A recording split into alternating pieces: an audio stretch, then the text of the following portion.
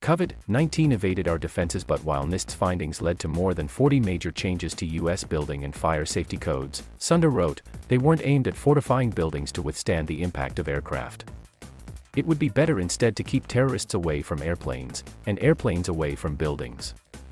On September 11, passengers on the hijacked Flight 93 foiled the terrorists' plan to crash it into a target in Washington, D.C. As former President George W. Bush said Saturday at a memorial where their plane came down in Shanksville, PA, facing an impossible circumstance, they comforted their loved ones by phone, braced each other for action, and defeated the designs of evil. To fight terrorism, the U.S. plowed billions into air security, establishing safeguards familiar to every passenger today. These precautions made the U.S. safer from one kind of deadly enemy. Not surprisingly, they were useless against another, which health experts had long predicted, the new respiratory virus that spread around the world, carried on planes and through buildings big and small, at the beginning of 2020. Terrorism is still a lethal threat. The lives lost on September 11, 2001 remain a national heartbreak. For many Americans, it has been a long time since they felt really safe. Today a raging COVID-19 pandemic is reshaping the US and the world. The new concerns that keep people up at night are about the health of family and friends, overcrowded hospitals, breakthrough infections, and the risks unvaccinated children may face. Many of us started the summer fully vaccinated and ready to celebrate, wrote Dr. Megan Ranney, an associate professor of emergency medicine. I booked tickets for work and family trips, left my mask at home when seeing friends, and took a deep sigh of relief that the worst seemed to be behind us.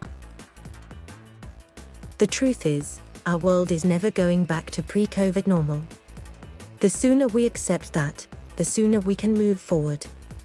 Americans are plainly unnerved by the pandemic's persistence, but the administration's miscues haven't helped, observed Peter Nicholas in The Atlantic. Messages from government officials have zigzagged between dread and overconfidence. The unified government response has frayed as the White House continues to clash with federal agencies eager to affirm their independence in the post-Trump era. Even as Biden vows to let science steer the fight against COVID-19, politics also seems to have influenced his strategy. America's extreme level of partisanship has complicated the picture. The United States is hardly the only place where some people are afraid of vaccines, angry at pandemic restrictions, open to wild conspiracy theories, and distrustful of experts, wrote Frieda Gittis. But there's one key reason why the world's wealthiest nation, home to many of the planet's top public health experts, is the red-hot bubbling epicenter of a pandemic that just won't quit. The US is one of a few major countries where the people pushing against common sense measures hold positions of power, where they can shape policy, influence large swaths of the population, and weaponize the pandemic for their own political benefit. Some red state governors, eager to win the support of former President Donald Trump's base and damage Biden, are standing in the way of the steps needed to fight the pandemic, Gittis noted, and voices in conservative media are spreading misinformation that can prove deadly. Those who are promoting false cures and pushing against vaccines and masks to improve their political prospects are contributing to thousands of new deaths, destabilizing the economy, and keeping the rest of us from getting back our lives. Citing weakening economic forecasts, Jill Filipovic wrote, "We know who is responsible. As businesses shutter, parents are forced out of work, Americans have fewer dollars to spend and fewer places to spend them, and life as we used to know drifts ever further out of our reach. Let's be clear about who is responsible: the anti-vaxxers, anti-maskers and their proponents in conservative media and in the Republican Party."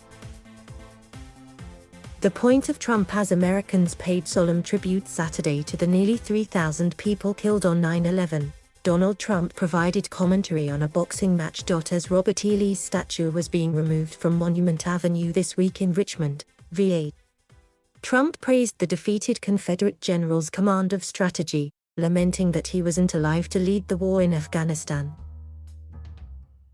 No one can know what is in the man's heart as he rails against removing symbols of the racist Confederate rebellion or urges folks to tune in for his boxing analysis on the somber day when America remembers the terrorist attacks of 9/11, wrote Michael D'Antonio.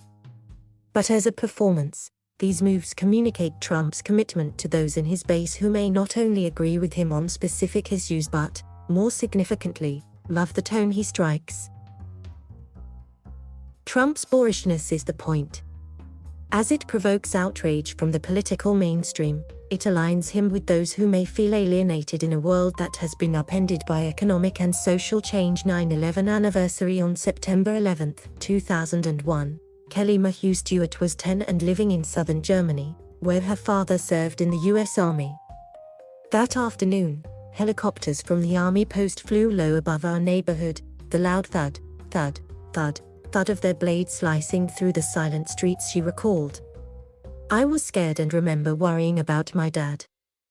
Giebelstadt Army Airfield went on lockdown and I was nervous he would never be able to come home from work. She was 18 when a convoy carrying her father, Colonel John M. Mahue, was attacked by a suicide bomber in Kabul. The attack killed more higher-ranking officers than the war had seen in its then 9 years, and the Taliban took credit for it immediately.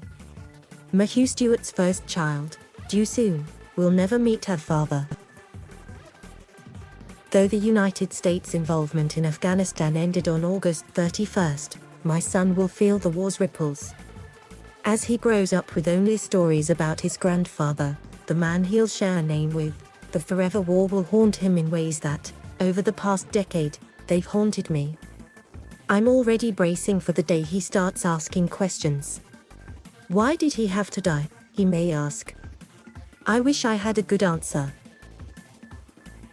In the 2 decades following 9/11, the US military acted in 7 Muslim countries, in Afghanistan, Iraq, Libya, Pakistan, Somalia, Syria and Yemen, at the cost of at least $6 trillion and more than 7,000 American lives, noted Peter Bergen.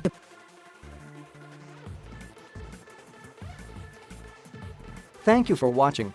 Please subscribe